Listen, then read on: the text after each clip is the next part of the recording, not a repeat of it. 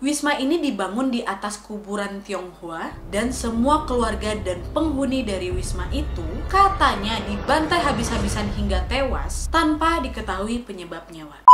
Hai, wassalamualaikum warahmatullahi wabarakatuh. Terima kasih sudah klik video ini. Gimana lebarannya? Mungkin ada di antara kalian juga yang sama seperti aku, menyapa para keluarga yang dicinta melalui video call. Tapi nggak apa-apa, yang penting sukacita lebaran tetap terasa di diri kita, di hati kita, walaupun dengan keadaan yang sedikit berbeda. Terima kasih banget buat teman-teman yang udah ngucapin lebaran ke aku via DM. Aku baca kok, Wak, tapi mohon maaf belum sempet aku balas satu-satu karena banyak kali. Dan juga makasih banget yang udah ngasih aku banyak pantun di video aku sebelumnya. Aku baca aja kayak Wak, asli aja. Bisa juga kalian mantun ya. Makasih banyak. Dan memang pemenangnya udah aku tentukan. Kalian yang ngerasa kemarin sudah berpantun dan komennya aku love, mungkin ada beberapa yang belum kasih nama Instagramnya. Tolong kasih nama Instagramnya biar nanti aku DM untuk minta alamat kalian ya. Selamat untuk para pemenang dan terima kasih yang sudah berpartisipasi. Aku sangat terhibur. Makasih banyak, Pak. Oke, jadi memang momennya di malam Jumat ini tetap kita akan membahas cerita-cerita misteri. Khususnya kemarin setelah aku bahas beberapa hantu-hantu yang ada di Indonesia, banyak juga komen-komen dari wawa-wawa yang menyarankan untuk aku bahas kisah dari hantu-hantu yang lainnya nih yang ada di Indonesia. Dan untuk video kali ini aku mau kasih lihat ke kalian beberapa hantu-hantu yang tersebar di Indonesia lainnya yang sudah menjadi urban legend dan sangat terkenal di daerah itu. Apa-apa aja, Wak? Check it out.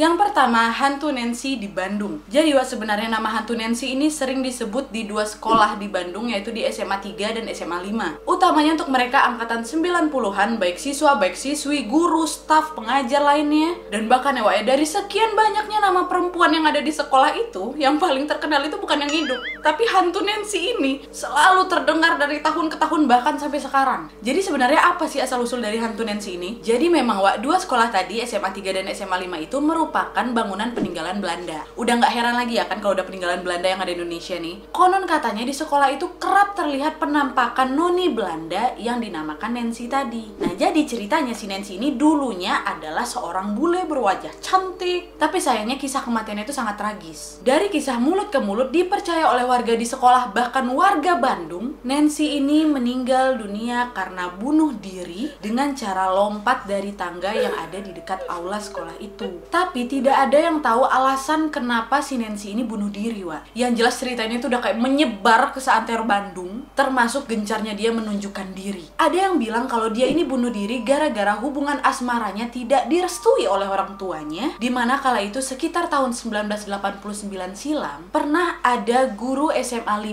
Bandung yang melihat penampakan si Nancy ini. Jadi, Wak, ceritanya waktu itu hari udah gelap. Guru ini masih di sekolah gara-gara dia belum menyelesaikan pekerjaan dia nih. Dahnya waktu pekerjaannya udah selesai, dia ini mau minta jemput lah ke anaknya kan. Dia pakailah itu telepon umum yang ada di sekolah itu. Terus, Wak, tiba-tiba waktu dia lagi nelpon anaknya, di depan matanya muncullah ada noni Belanda itu, Wak, si Nancy itu.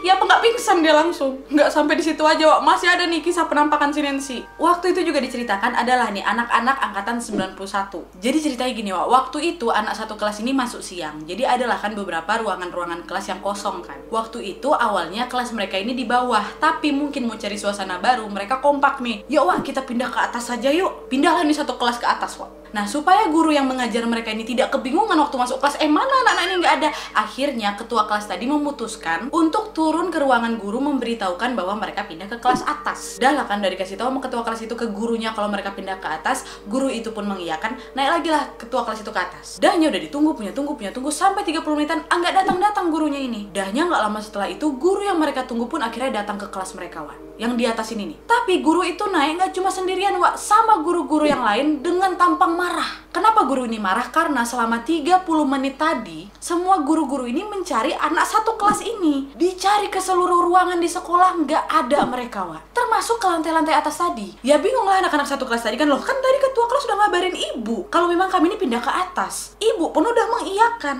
Dan mereka pun selama menunggu ibu tuh merasa nggak kemana-mana, Wak. Memang di kelas aja. Karena memang jam pelajaran kan, nggak mungkin mereka berkeliaran. Dan harusnya guru-guru itu nggak akan susah nyariin mereka. Karena seperti yang kalian tahu, kalau di dalam kelas nggak ada guru, ya ribut lah pasti kan. Masa iya sih guru nggak bisa dengar suara mereka gitu? Nah, dari situlah, Wak, pertanyaannya, apakah mungkin mata sama telinga guru-guru ini ditutup? Atau malah anak-anak di kelas itu yang berjumlah 40 orang ditutup sementara? Paham kan? Gak ada yang tahu, Wak. Dan memang kisah itu sempat heboh sekali di angkatan 91.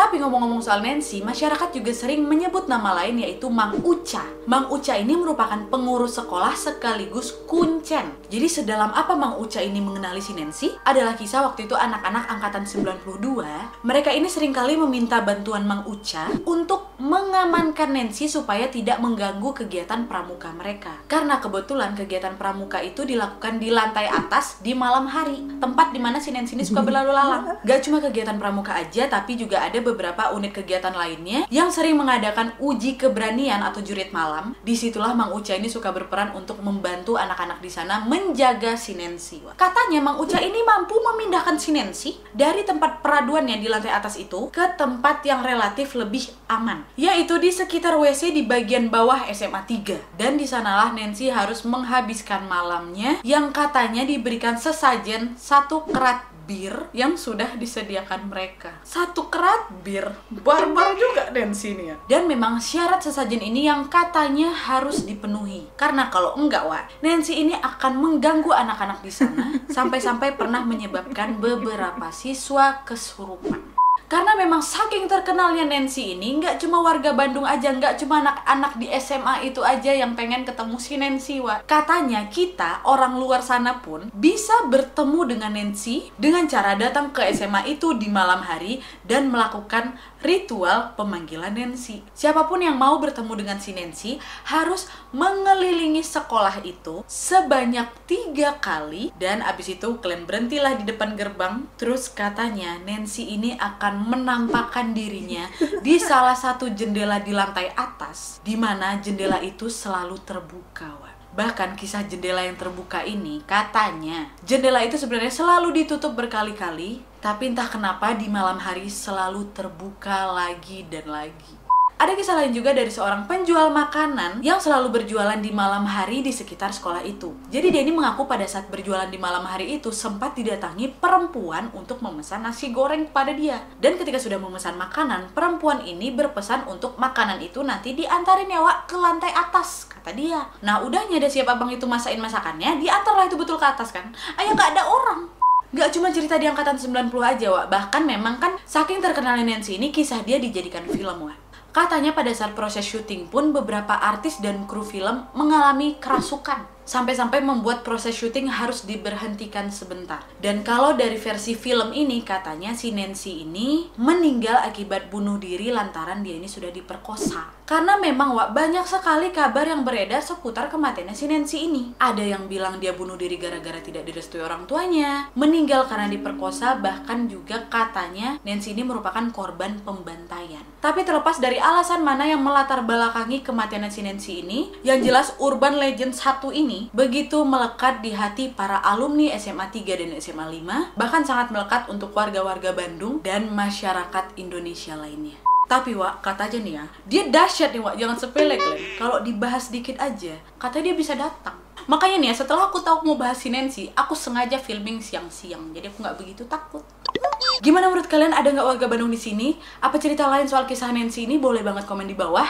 Dan mungkin juga ada beberapa di antara kalian yang warga di luar Bandung tapi sudah pernah beruji nyali di depan SMA ini. Gimana pengalaman mistisnya? Boleh juga komen di bawah, aku mau baca. Oke, sekarang kita akan beralih ke hantu berikutnya.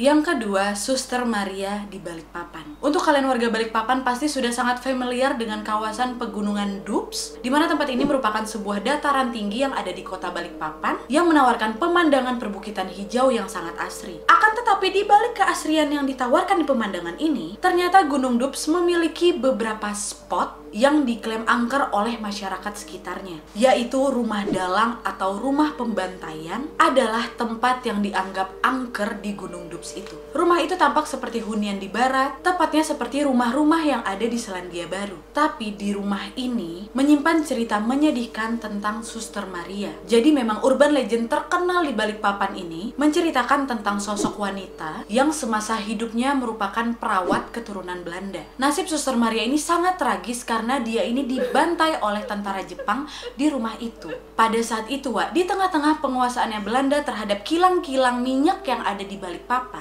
tentara Jepang pun datang ke sana untuk mencoba menguasai kilang minyak itu setelah mengetahui ada banyak kilang minyak di tempat itu. Dan memang saat itu juga peralihan kekuasaan antara Belanda dan Jepang memang sudah mulai terjadi di berbagai tempat di Indonesia. Pada saat itu Belanda mengatakan bahwa kilang-kilang minyak itu mau dibakarnya, Wak. Mengetahui keinginan si Belanda untuk membakar kilang-kilang minyak itu, Jepang sebelum sampai ke sana dia sudah mengirimkan pesan kepada Belanda supaya jangan kau bakar itu kilang minyak. Tapi karena terdesak dan pasukan Belanda juga pada saat itu tidak terlalu banyak, dan juga sebenarnya dia itu nggak rela Jepang menguasai kilang minyak itu, akhirnya tetap dibakar sama Belanda, Wak. Waktu Jepang sampai, dia tahu kilang minyak udah dibakar, ya marahlah Jepang kan. Dahnya dari situ diseranglah ini tentara-tentara Belanda oleh tentara Jepang. Dan pihak Jepang pun kemudian berusaha menangkap semua orang-orang Belanda yang ada di Balikpapan. Saat itu pihak Jepang langsung menyisir ke setiap daerah di Balikpapan sampai ke Gunung Dups tadi. Dan di sana adalah itu seorang suster yang bernama Mary Van Vienen, Wak. Dan selama menjadi perawat di sana, Mary ini lebih dikenal dengan panggilan Suster Maria. Dia pun ikut ditangkap sama tentara Jepang. Sebagian orang-orang Belanda lainnya juga ditangkap dan dikumpulkan di sebuah daerah yang bernama Benua Patra. Mereka semua akhirnya tewas setelah dibunuh oleh tentara Jepang, sementara Mary Van Vienen dan sebagian orang lainnya, yang juga semuanya ini keturunan Belanda, dikumpulkan di sebuah rumah yang ada di Gunung Dups tadi.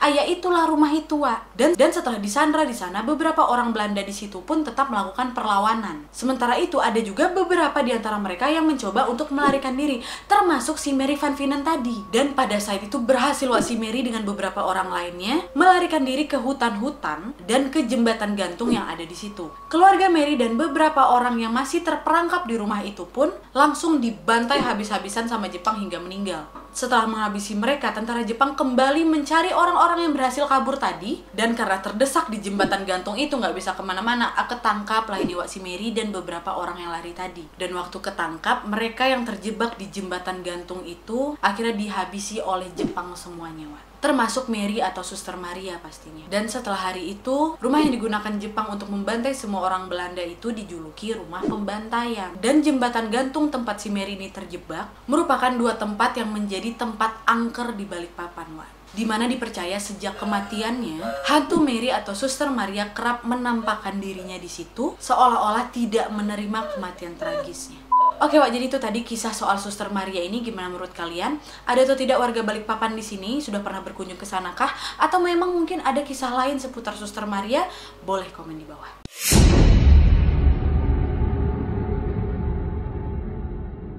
Yang ketiga, hantu jeruk purut di Jakarta. Jadi memang kisah hantu jeruk purut ini sudah sangat melegenda di Jakarta, bahkan juga di Indonesia banyak orang yang tahu soal hantu jeruk purut, di mana urban legend yang sangat terkenal di tempat pemakaman umum ini yaitu adanya sosok pastur kepala buntung. Tapi nggak cuma pastur kepala buntung aja, Wak. Katanya juga ya, di tempat ini banyak sekali sumber keangkeran yang bersemayam, seperti di pohon kembar, pohon benda, sumur tua, hingga mobil jenazah terbengkalai. Di sejumlah lokasi pemakaman ini juga katanya menyimpan banyak pusaka seperti batu cincin, keris, sampai mahkota. Menurut masyarakat sekitar makam itu, makhluk-makhluk gaib penunggu makam ini sudah ada sejak zaman dulu dan bertahan sampai kini. Salah satunya yaitu kisah dari pastur kepala buntung beserta anjingnya. Konon katanya penampakan pastur ini digambarkan dengan seorang pastur yang sedang menjinjing kepalanya, di mana dia ini kerap berkeliling di area makam sambil dikawal dengan anjingnya ini. Jadi sebenarnya siapakah pastur kepala buntung ini? Menurut keterangan dari seorang warga setempat, sosok pastur yang sering diceritakan dari mulut ke mulut ini sebenarnya tidak dimakamkan di pemakaman umum.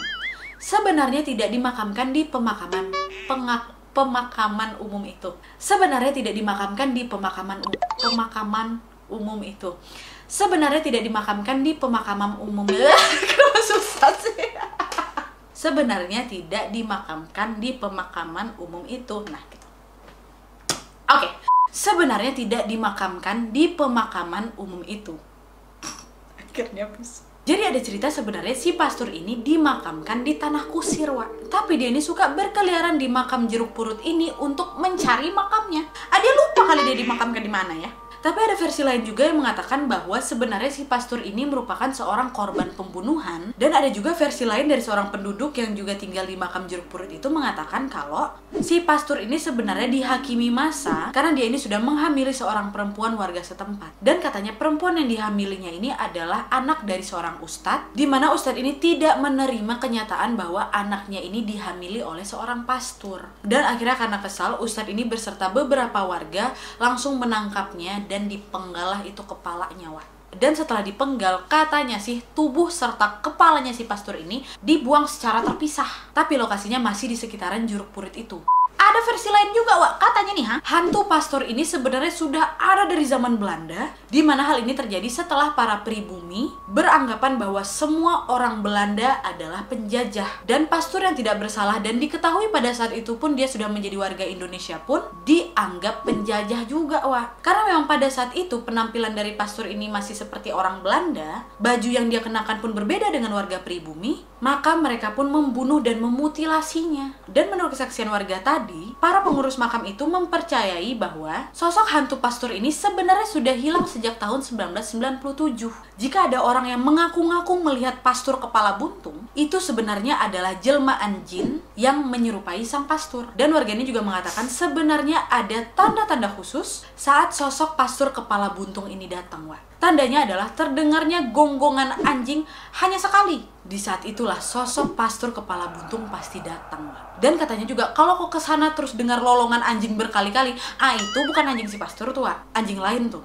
Tapi ada juga kesaksian dari salah satu penjaga makam yang bernama Nasir. Dia ini mengatakan kalau sosok pastor kepala buntung itu sebenarnya nggak ada, itu kisah palsu. Karena dia mengatakan selama dia berada di sana, selama dia menjaga makam di situ, nggak pernah aku tengok ada suster kepala buntung, pastor kepala buntung, Wak. Tapi walaupun demikian sampai sekarang pun sosok pastor kepala buntung ini yang sangat melegenda ini masih menjadi misteri. Dan faktanya juga banyak orang yang takut melewati kawasan tersebut, dan juga tempat itu masih sering digunakan sebagai tempat uji nyali. Nggak cuma di Jeruk Purut aja bikin orang takut, Wak. Di makam-makam lainnya kalian datang malam hari ya takut juga lah, ya kan? Kenapa kita itu selalu takut datang malam-malam ke kuburan ya, Wak, ya? Kalau siang kenapa nggak takut? Itulah kan udah didoktrin dari kecil kita tuh. Oke, Wak, jadi gimana menurut kalian? Ada atau tidak di antara kalian yang sudah pernah mencoba ritual pemanggilan dari pastor kepala buntung ini? Aku sama di Jakarta belum pernah melakukan ritual itu. Mungkin kalian ada juga warga Jakarta yang pernah melakukan ritual itu. Boleh banget komen di bawah gimana kisahnya, aku pengen baca. Oke, kita beralih ke hantu berikutnya.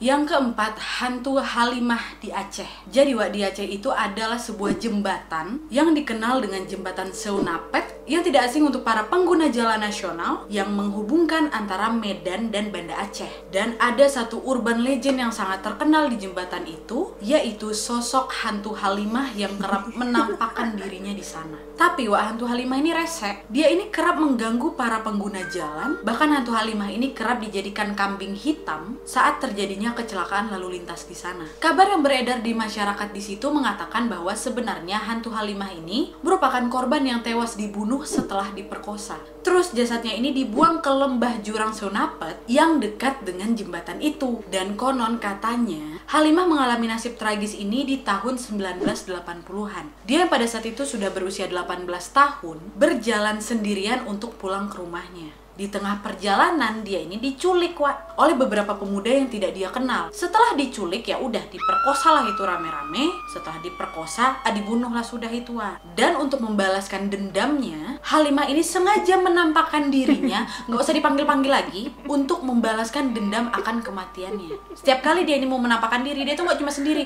dia ajaknya kawan-kawannya, dedemit yang lain, yang juga menjadi penunggu jembatan itu. Tapi sebenarnya kisah dari hantu Halimah ini juga tidak ada bukti otentiknya, Wak.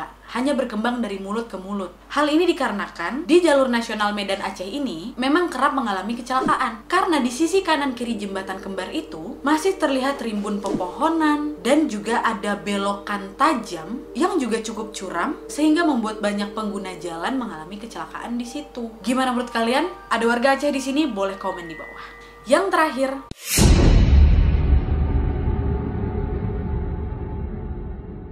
Yang terakhir, hantu Ernie di Malang. Jadi ada sebuah kisah mistis yang sudah sangat melegenda di Malang, yaitu kisah dari keangkeran sebuah wisma yang bernama Wisma Ernie. Bangunan wisma ini merupakan wisma yang megah, dan menurut kabar pun wisma ini sudah tidak berpenghuni 10 tahun lamanya. Lokasinya berada di Jalan Raya Surabaya Malang, di mana wisma tidak berpenghuni ini menyimpan banyak kisah misteri, salah satunya yaitu kisah hantu Ernie. Menurut kabar yang beredar, wisma ini dibangun di atas kuburan Tionghoa, dan semua keluarga dan penghuni dari wisma itu katanya dibantai habis-habisan hingga tewas tanpa diketahui penyebabnya. Semua penghuni yang ada di rumah itu meninggal, termasuk si Ernie ini yang merupakan istri dari si pemilik rumah.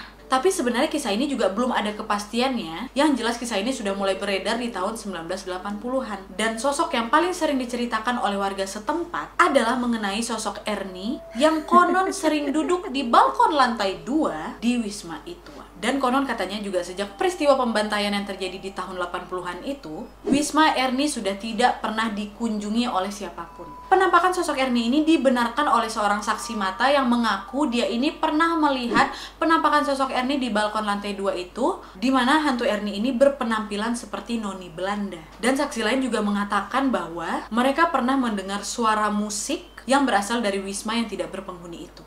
Selain itu juga ada kesaksian dari warga setempat yang mengatakan bahwa dia ini pernah melihat sosok hantu Ernie, nggak cuma duduk, nggak cuma dengar suara musik aja, tapi dia melihat ada sosok noni Belanda yang sedang menari-nari dengan kaki yang mengambang tidak menapak tanah, yang dia yakini itu merupakan hantu Ernie. Dan sampai sekarang pun Wisma Ernie ini selalu menjadi destinasi horor untuk para pecinta horor, dan banyak juga komunitas mistis yang datang berbondong-bondong ke sana, hingga televisi swasta pun untuk melihat lokasi yang katanya pembantaian sekeluarga Ernie ini. Tapi menurut kabar terbaru sih Wak, katanya Wisma Ernie ini akan dijadikan pesantren. Oke Wak, jadi itu tadi kisah-kisah seputar hantu-hantu atau urban legend yang tersebar di daerah Indonesia ini. Gimana menurut kalian? Sebenarnya masih banyak Wak, ada hantu Mariati, di Balikpapan lagi, terus ada hantu Pok-Pok, terus ada nenek gayung, masih banyak. Mungkin aku akan membuat video part 2-nya, ditunggu aja. Dan kalau mungkin juga di antara kalian yang memiliki urban legend di daerahnya dan pengen aku bahas, boleh banget komen di bawah. Insya Allah kita akan melanjutkan ke part keduanya ya Wak ya. Oke, jadi beranjak dari kisah-kisah yang aku sebutkan tadi, gimana menurut kalian? Apakah di antara kalian ada yang mengetahui kisah lain dari hantu-hantu urban legend yang aku sebutkan tadi? Atau mungkin di antara kalian sudah pernah bertemu salah satu sosok yang aku sebutkan tadi? Tolong sekali komen di bawah, Wak. Oke, jadi sekian dulu videonya. Terima kasih yang sudah menonton sampai habis. Kalau kalian suka video ini, klik like-nya. Jangan lupa komen di bawah untuk ide-ide dan saran-saran untuk video selanjutnya.